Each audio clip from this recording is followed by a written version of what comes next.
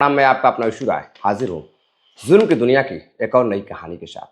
साथियों, आपने उत्तर प्रदेश के मेरठ में कुछ दिनों पहले सौरभ हत्याकांड के बारे में सुना होगा। मुस्कान, जो कि सौरभ की बीवी रहती है, और किस तरह से सौरभ का कत्ल कर अपने प्रेमी के साथ एक ड्रम में पैक कर देती है। और फिर जब यह घटना लोगों के सामने आई तो लोग हैरान रह गए। साथियों, कुछ इससे भी भयावह घटना आज जो मैं आपको सुनाने जा रहा हूं, वह मुस्कान और सौरभ के साथ जो कुछ हुआ था, मुस्कान ने सौरभ के साथ जो कुछ किया था, उससे भी बड़ी घटना, जिसको सुनने के बाद आप हैरान रह जाएंगे, रूह भी कांप जाएगी, आप सोचने पे मजबूर हो जाएंगे। दरअसल साथियों, एक पति जिसका नाम नौशाद रहता है, नौशाद की बीवी बेहद खूबसूरत रहती है। अब वह विदेश जा रहा था, दुबई कमाने के लिए। अपने पत्नी से कहता है कि मैं तो विदेश जा रहा हूँ, न जाने फिर कब मुलाकात होगी। एक काम करो, तुम अपनी बेटी और अपने ससुर का बखूबी ध्यान रखना। अगर किसी चीज़ की कमी हो तो फिर मुझे बताना। अब तो मैं विदेश जा रहा हूँ तो कम से कम साल 1.5 साल लग जाएंगे। तुम पूरे परिवार का ख्याल रखना और परिवार की इज्जत को संभाल के रखना। पत्नी मुस्कुराते हुए कहती है कि ठीक है, आप बेफिक्र रहें, आप अपने काम पर ध्यान दीजिए, मैं बिल्कुल अपने परिवार का ख्याल रखूंगी, अपने बेटी का, अपने ससुर का ख्याल रखूंगी, आप बिल्कुल भी चिंता ना करें। अब इधर नौशाद कमाने के लिए दुबई चला जाता है। दुबई जाने के बाद वहाँ पर कार ड्राइवर का काम करने लगता है, यानी कि ड्राइवर की नौकरी उसे मिल जाती है। समय बीतता गया। परिवार में, नौशाद के परिवार में, नौशाद के बुजुर्ग पिता और उसकी पत्नी और एक 6 साल की बेटी, मात्र 3 से 4 लोगों का हंसता खेलता परिवार था। अब इधर नौशाद के पिता गांव से बाहर निकलकर एक मकान तैयार करते हैं। अब वहाँ कुछ दिनों बाद उनकी बहू, जिसका नाम रजिया रहता है, रजिया उर्फ सबा, अपने बेटी के साथ, अपने ससुर के साथ उस मकान में रहने लगती है। इधर पति को गए धीरे धीरे 6 से 7 महीने हो जाते हैं। उसके बाद एक दिन नौशाद फोन करता है अपनी पत्नी रजिया को और कहता है कि आज मैं तुम्हें एक खुशखबरी देने वाला हूँ। रजिया कहती है क्या है वो खुशखबरी, कौन सी है? नौशाद कहता है कि मुझे छुट्टी मिल गई है और मैं घर आ रहा हूँ तुमसे मिलने के लिए। अब इधर पत्नी मुस्कुराती है और कहती है कि ठीक है, कब आ रहे हो? तभी नौशाद बताता है कि बस अगले महीने में घर आ रहा हूँ। इधर नौशाद घर पहुँचता है, और घर पहुँचता है तो घर पर उसका धूमधाम से उसके पिता स्वागत करते हैं, पत्नी भी स्वागत करती है। इधर अच्छे खासे भोजन बनते हैं, नौशाद भोजन करता है और शाम होते ही वह शराब की बोतल घर पर लेकर आता है और पत्नी बैठकर, रजिया, उसे शराब पिलाती है। शराब पीने के बाद इधर नौशाद नशे में हो जाता है, और फिर अगले दिन जब सोकर उठता है तो उसका पास का ही रहने वाला एक भतीजा, जिसका नाम रुमान रहता है, रुमान भी मिलने के लिए आता है। और फिर नौशाद उसकी काफ़ी इज्जत करता है और उसे ढेर सारे सामान भी देता है जो दुबई से लेकर आया था। सब कुछ अच्छा चल रहा था, लेकिन जैसे 2 से 3 दिन गुजरते हैं, वह रात में गहरी नींद ले रहा था। तभी अचानक से उसकी नींद खुलती है तो देखता है कि उसकी पत्नी फोन पर किसी से बातें कर रही है। अब उठकर जब वो पत्नी के पास जाता है और पूछता है कितनी रात को तुम फोन पर किससे बातें कर रही हो? पत्नी मुस्कुराते हुए कहती है कि बस मैं अपने बहन से बातें कर रही हूँ। लेकिन जैसे ही रजिया सोती है, नौशाद फोन चेक करता है तो देखता है कि यह तो उसके भतीजे का नंबर है, रुमान का नंबर है। वो रुमान से बातें कर रही है। फिर वो फोन चेक करता है तो देखता है कि उसमें तो कई तरह की अश्लील फोटोज वीडियोज रहती है जो दोनों के साथ की रहती है। अब इधर रजिया अनजान थी, उसको पता नहीं था कि उसका पति उसकी सारी हकीकत को जान चुका है। अब इधर अगले दिन जैसे ही सुबह होती है, जैसे ही रुमान उसके घर पर आता है, उसे डांट फटकार लगाकर नौशाद भगा देता है। और फिर अपनी पत्नी को डांट फटकार लगाता है तो पत्नी रोने लगती है, गिड़गिड़ाने लगती है, हाथ जोड़ लेती है कि दोबारा ऐसा काम नहीं करेगी। अब इधर नौशाद की बीवी रजिया और उसके भतीजे रुमान और उसकी चाची रजिया के साथ अफेयर चलने लगता है। जैसे ही वो पहली बार दुबई गया था, छुट्टी बीतने ही वाली थी, खत्म होने ही वाली थी, कि फिर से वो देखता है कि उसकी बीवी रजिया छुप छुप कर रुमान से मिल रही है, बातें कर रही है। अब ये उसको बर्दाश्त नहीं होता है। जब बर्दाश्त नहीं होता है तो वह रुमान के घर वालों से बातचीत करता है और उसे सारी जानकारी देता है और बताता है कि तुम्हारा लड़का रुमान मेरे घर जाकर मेरी पत्नी पर बुरी नज़र डाल रहा है और उसके साथ उसके अवैध संबंध भी हैं। अब इधर घर वाले सुनते हैं तो दोनों परिवार के बीच अब बहस छिड़ जाती है और मामला इस हद तक बढ़ जाता है कि अब रुमान के घर वाले और नौशाद मिलकर एक पंचायत बुलाते हैं। पंचायत होती है और पंचायत में कुछ बड़े लोग, बुजुर्ग लोग निर्णय लेते हैं कि आज के बाद नौशाद की बीवी अपने प्रेमी से बात नहीं करेगी और उससे मिलेगी भी नहीं, और इधर रुमान भी अपने चाची से दूर रहेगा, उसके घर के आसपास भी दिखाई नहीं देगा। अब इस बात पर जो नौशाद रहता है वो दिल का बड़ा ही अच्छा व्यक्ति रहता है। वह अपनी पत्नी को इसके बाद भी रखने को तैयार हो जाता है और पत्नी को लाख समझा बुझाकर वहां से अब फिर से दुबई निकल जाता है। दुबई जाते ही अब उसकी पत्नी फिर से रुमान को फोन करती है और फिर घर पर बुजुर्ग ससुर, जिन्हें उठने बैठने में भी दिक्कत होती थी, आंखों से कम दिखाई भी देता था, अब रात रात को फोन करके अपने भतीजे रुमान को अपने कमरे पर बुलाती है और फिर दोनों मिलकर अपनी भतीजी रजिया अपनी बेटी को अलग कमरे में सुला देती है और फिर एक अलग कमरे में रुमान और रजिया मिलकर अतरंग खेल खेलते। प्रेम संबंध दोनों का जारी रहा। पंचायत के बावजूद भी किसी को इसकी खबर नहीं थी। छुप छुप कर दोनों एक दूसरे की ख्वाहिशों को पूरी करते रहे। समय बीतता गया, 1 साल गुजर जाते हैं। अब दोबारा से नौशाद बेहद खुश था, अपनी पत्नी से फिर बातचीत करता है और फिर अचानक से छुट्टी लेकर अपनी कंपनी से दुबई से वह भारत लौटता है। लेकिन जैसे ही अपने घर पहुंचता है, यानी कि तारीख रहती है 20 अप्रैल 20 अप्रैल को वह घर पहुंचता है और अपनी पत्नी से बातचीत करता है। बच्चों से मिलकर बेहद खुश था और इधर सब कुछ अच्छा चल रहा था। लेकिन अचानक से वह घर से गायब हो जाता है। उसकी पत्नी आसपास के लोगों को बताती है उसका पति कहीं दिखाई नहीं दे रहा है, रात को घर पर नहीं आया है। ससुर से भी बताती है, ससुर भी काफी परेशान रहते हैं, आसपास के लोगों से पूछताछ करते हैं। फिर लोगों को लगता है कि अभी छुट्टी पर आया था, हो सकता है कहीं किसी रिश्तेदार के घर मिलने के लिए गया हो। लोग रिश्तेदार के घर भी फोन लगाते हैं, आसपास के लोगों से भी पूछताछ करते हैं, लेकिन नौशाद का कहीं पता नहीं चल रहा था। इधर मात्र 1 से 2 दिन नौशाद को आए हुए थे, तभी घर से, यानी कि उत्तर प्रदेश देवरिया में एक थाना लगता है, मैल थाना के अंतर्गत भटौली क्षेत्र में नौशाद का घर रहता है और नौशाद अपने घर से गायब हो जाता है।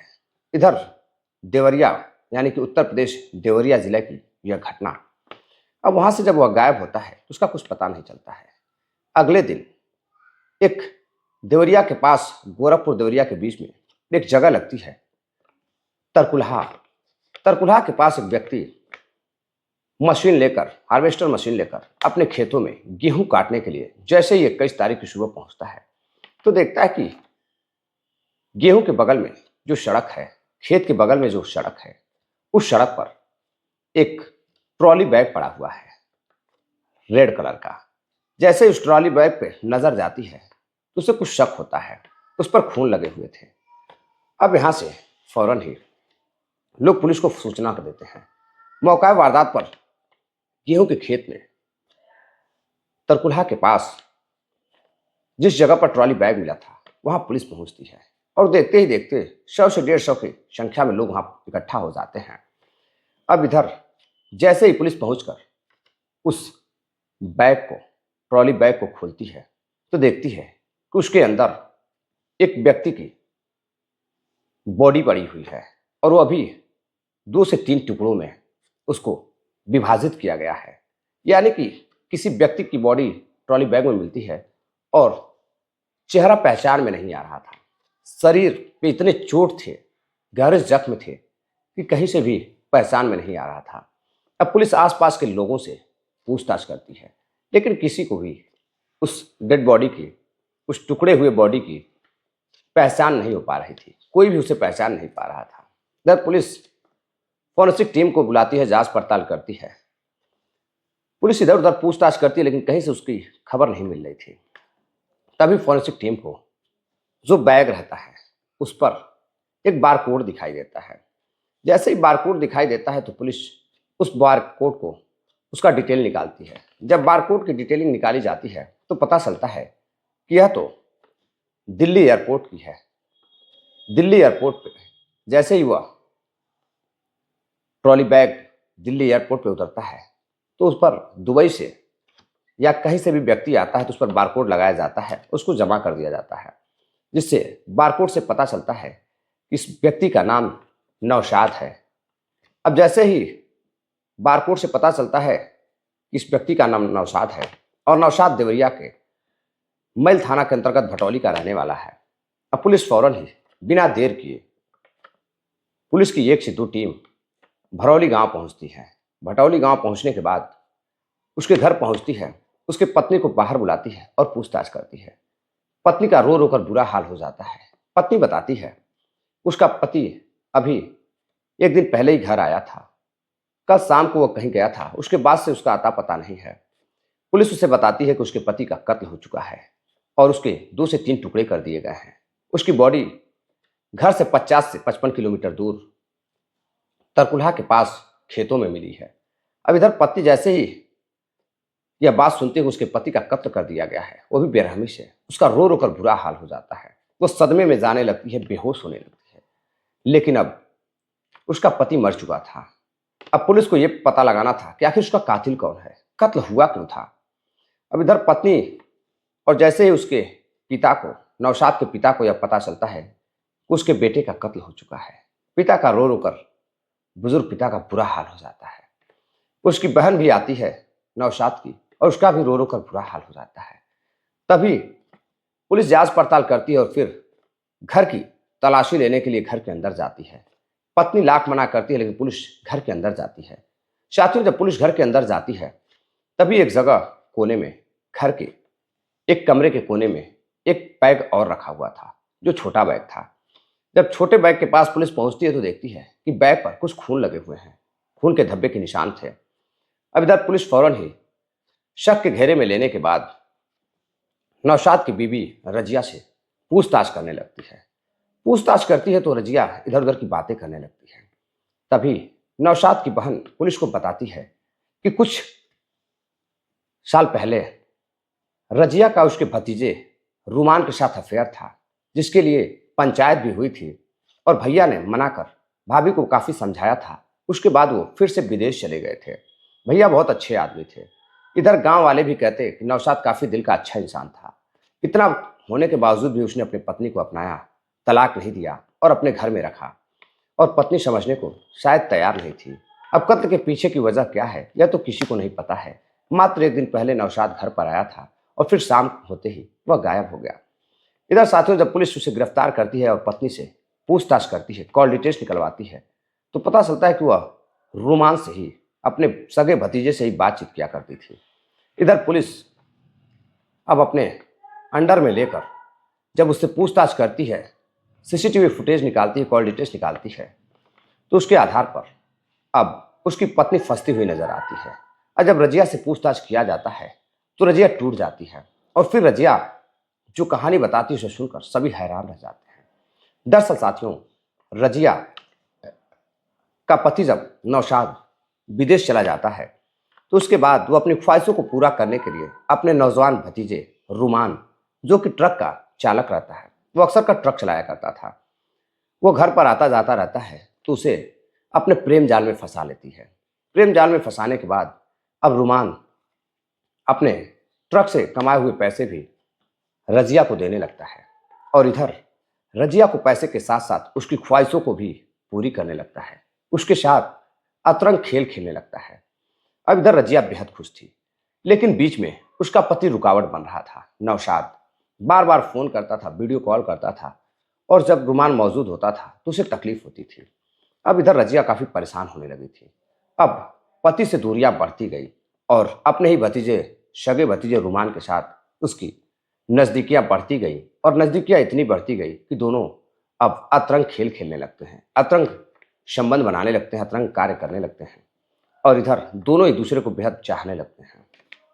चाहत बढ़ने लगती है। तभी पता चलता है कि उसका पति लौटकर दोबारा अपने देश, अपने परिवार के पास आ रहा है। नौशाद घर आ रहा है, और जैसे ही नौशाद 20 तारीख को घर लौटता है, इधर उसकी पत्नी बखूबी प्यार से अपने पति से मिलती है और कहती है कि आपका मैं इंतजार कर रही थी, आप आने में काफ़ी देर कर दिए। नौशाद कहता है कि ट्रेन लेट हो गई थी, बस लेट हो गया था, भला मैं क्यों लेट करता। नौशाद भी बेहद खुश था कि उसकी पत्नी काफ़ी सुधर गई है, काफ़ी अच्छी है। अपने 6 साल की बेटी के साथ मिलकर, अपने पिता के साथ मिलकर नौशाद बेहद खुश था।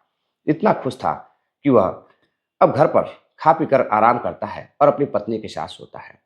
सोने के बाद जैसे ही शाम होती है, फिर से उसकी पत्नी खुश होकर नौशाद से कहती है कि एक काम करो, तुम जाओ शराब लेकर आओ, क्योंकि तुम काफ़ी थके हुए हो, तुम अपनी थकावट दूर करो, फिर मेरे पास आ जाना, मैं तुम्हारा इंतजार करूंगी, बाजार से जल्दी ही आना। अब इधर नौशाद बाजार जाता है,